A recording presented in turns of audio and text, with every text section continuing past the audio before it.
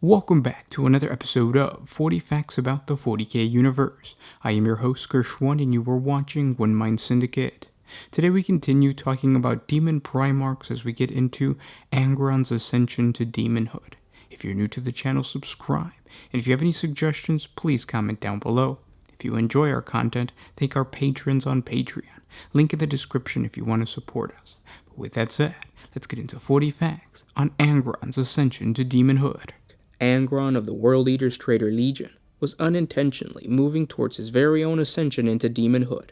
Accompanied by his traitor brother, Lorgar, Primarch of the Wordbearer's Legion, the two Primarchs were in the midst of a traitorous military campaign, later referred to as the Shadow Crusade. The two traitor legions proceeded to lay waste to the Ultramarines Legion's empire in the eastern fringe of the galaxy, rapidly destroying 26 worlds in quick succession. This campaign ensured the success of the Sorcerer's Ruinstorm that had been conjured by the Wordbearers during the Battle of Calth, which would ultimately divide the galaxy in two, effectively cutting Ultramar off from the rest of the Imperium of Man. During this campaign of destruction, Lorgar realized that over the course of the Shadow Crusade, Angron's temperament and mental stability had steadily grown worse. The cybernetic neural implants, known as Butcher's Nails, were killing Angron faster than Lorgar had originally imagined. Faster than anyone realized. The rate of degeneration had accelerated very quickly in the solar months after the Battle of Calth. The implants had never been designed for the peculiar genetics of a Primarch's brain. Angron's physiology was trying to heal the damage produced by the implants as the nails bit deeper. To save his life, Lorgar convinced the Lord of the World Eaters to go back to the homeworld of Nuceria. The overlords of the gladiatorial games on that world, who had first hammered the foul device into Angron's skull, would know more about the implant's function than the Traitor Legion savants and the Dark Mechanicum. Lorgar promised that the two Primarchs would learn all that was known about the Nucerian insidious cortical implant technology, and then they would burn the loathsome world until its surface was nothing but glass. In that way, Angron would finally claim the vengeance he pretended to no longer desire. Whether Angron fought him, hated him, or trusted him mattered little to Lorgar, who intended to drag Angron into the immortality that he deserved in service of the Dark Gods, whether he wanted to or not. Meanwhile, Guilliman's Ultramarines Retribution Fleet, which had been tracking the rest of the Worldbearer's Legion in the wake of the Battle of Calth, finally caught up to the traitors upon Angron's homeworld of Nuceria, which the World Eater's legions were preoccupied with wiping clean of all life. The Ultramarines' warship, Courage Above All, Guilliman's temporary flagship, broke from the warp at the system's edge, at the head of a large void armada, consisting of 41 vessels. The Ultramarines' armada looked wounded, cobbled together from separate fleets. It was not a dedicated war fleet, but clearly a ragtag strike force, a lance thrust into the enemy's heart. But without hesitation, the Ultramarines attacked the traitor's fleet. Not only did they fight in the void, but they also attempted to take the fight to the surface of Nuceria, for this attack was personal. The Ultramarines had come for revenge against Lorgar and the Wordbearers. Several Ultramarine warships attempted to make a run on Nuceria, drop pods, landers, and gunships, forcing planetfall by any means necessary. The Ultramarines' fleet swept over and against the traitors like an insect horde, though the World Eater's flagship transformed a number of smaller vessels into flaming wreckages. The Ultramarines eventually punched through her tenacious defenses and managed to land troops on the surface of Nuceria. Meanwhile, Lorgar's flagship was already in ruin, its armor pitted and cracked, its shields a memory. The cathedrals and spinal fortresses barnacling along its back were completely gone, laid waste by the Ultramarines' rage. The Ultramarines' Legion's armada attacked in strafing runs and protracted exchanges of broadsides, trading fire with the superior warship and accepting their own casualties at the cost of bleeding the bigger vessels dry. Each assault left Lorgar's ship weaker, firing fewer turrets and cannons, taking punishment on its increasingly fragile armor. But the ship fought on. Crawling with smaller ships, the Lex lashed out with its remaining macro cannons, rolling in the light of its own burning hull. Guilliman guided the battle from the command deck of his own flagship, and had decided that the Lex would die first, killed in the death of thousands of cuts and swept from the game board. Next would come Angron's flagship, which would be boarded and killed from within. In the course of the battle in Nucerian orbit, the Conqueror, Angron's flagship, could not rise to its sister ship's defenses. Both Traitor Legion flagships fought alone, starved of support and suffering an endless attack of the Ultramarines' raged armada. Salvation pods streamed from Lex's sides and underbelly, along with heavier Mechanicum craft and bulk landers. With most of the Wordbearer's Legion already on the surface, the ship's human population fled in the vessel's final minutes. And still the great vessel fought, rolling, turning, and raging. The Ultramarines' cruisers that drifted past burned as badly as the warship they were killing. This void battle was a form of dirty fighting between warships, too close for the neat calculations of ranged battery fire. Instead, it was an up-close and personal slugfest. The Ultramarines' battle barge, Armsmen, intercepted the Conqueror and came abeam, launching assault carriers and boarding torpedoes. Angron's flagship was busy repelling the boarders. A number of smaller Ultramarine vessels slipped past her defenses and launched drop pods, gunships, and troop carriers. The first drop pods hammered home on the planet's surface. Sealed doors unlocked and the first Ultramarines poured forth, bolters raised, moving in perfect and well-trained unity. But the World Eaters were waiting for them.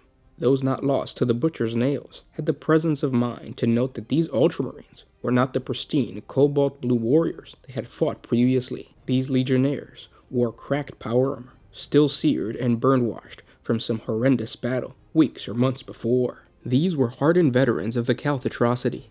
They burned with a cold intensity to carry out vengeance in their hearts, and were intent on getting to grips with the Wordbearers.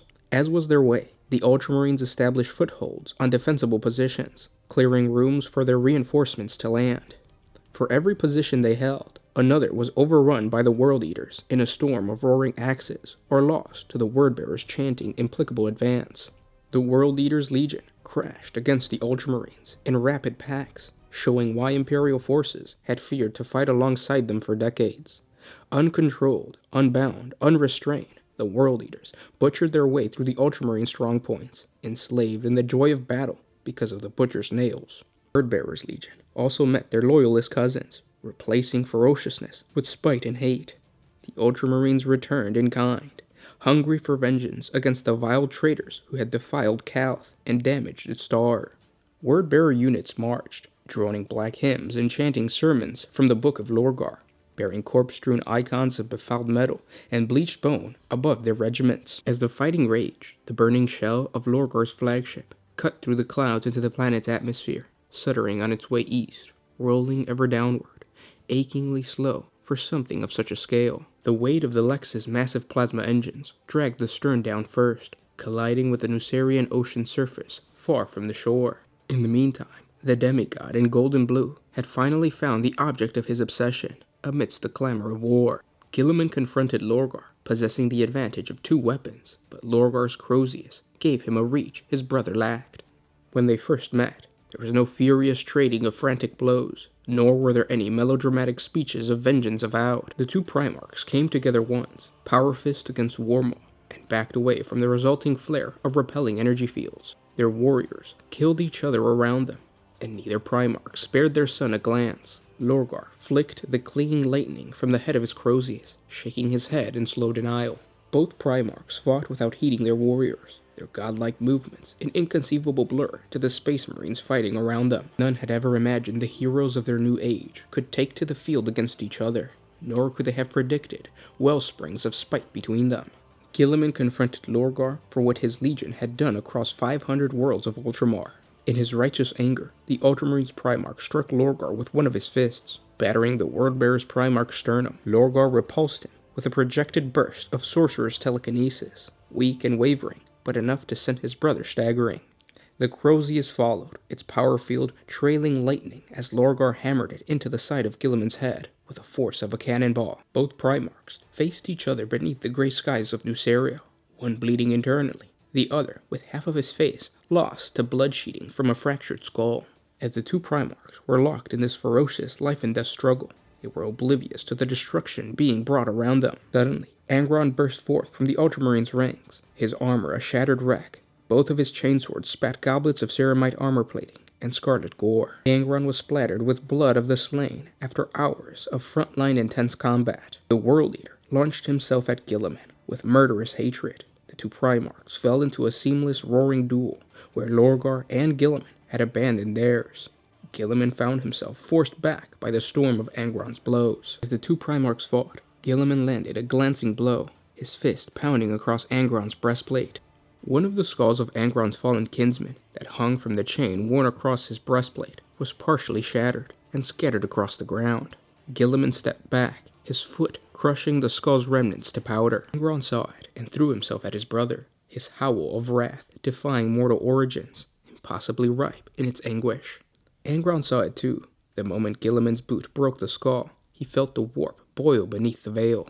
The bearer of words started chanting in a language never before spoken by any living being, his words in faultless harmony with Angron's cry of torment. Lorgar enacted his dark plan to save his brother's life from the coming death brought by the butcher's nails, summoning the ruin storms to the world of Nuceria, tearing the sky open and unleashing a crimson torment formed from the souls of hundreds of murdered worlds, raining blood upon the battlefield. Lorgar focused his concentration on the triumphant form of his mutilated brother, calling for the Neverborn, the entities men called demons, to answer his kind. He locked Angron's muscles, setting fire to the synapses in his brain. The first spasms racked their way through Angron's sinews, turning his blood to quicksilver, then to lava, and at last to holy fire. His cries of rage were tainted by an agony beyond comprehension. His body started tearing itself apart, growing, rising, perfecting after a lifetime of broken torture. This was the moment of Angron's apotheosis into demonhood. World Eater librarians, those few who had never received the deadly butcher's nails implants, sensed the power summoned by Lorgar from the warp. In an attempt to halt Lorgar's dark plan, the 19 remaining librarians harnessed their collective psychic powers to manifest a psychic entity known as the Communion. In the midst of Lorgar's incantation, the Communion pulled the soul of the Primarch from his body. The two psychic entities confronted one another within the warp, locked in a deadly contest of wills, each convinced that they were the ones responsible for saving Angron. Ultimately, the Communion failed, for Lorgar was just as powerful in the warp as he was in the material universe. After Angron's metamorphosis into a new demon prince was complete, the demon Primarch turned his attention to the librarians, the creatures that had pained him for decades, the warriors that had made the butcher's nails sing and his brain bleed just for the sin of standing near them. Now they moved against his brother, who crouched, one-handed and wounded, down to his knees. Angron killed the last of the librarians, expunging his legion of the weakness that had plagued his gene sons since his reunification with them a century earlier. The librarius of the World Eaters, the last fragment of the original warhounds within the Legion, was no more, a fact which greatly pleased the blood god Khorne, who would not allow the existence of any psyker amongst his chosen servants. Now there would be an ocean of blood, carried on a tide of eternal slaughter. And those were 40 facts on Angron's ascension to demonhood. I hope you guys enjoyed this video. If you did, thank our patrons on Patreon. It's because of them that we can create these videos. If you guys want to support us, link down in the description. It's $1 a month.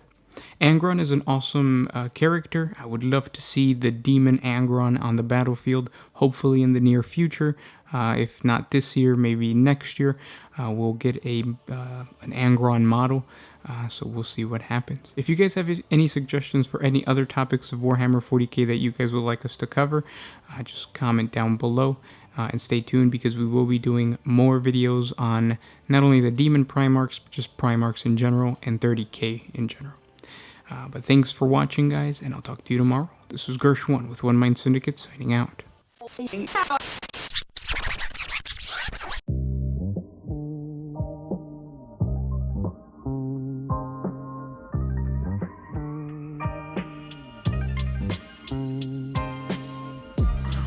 if you could put my pretty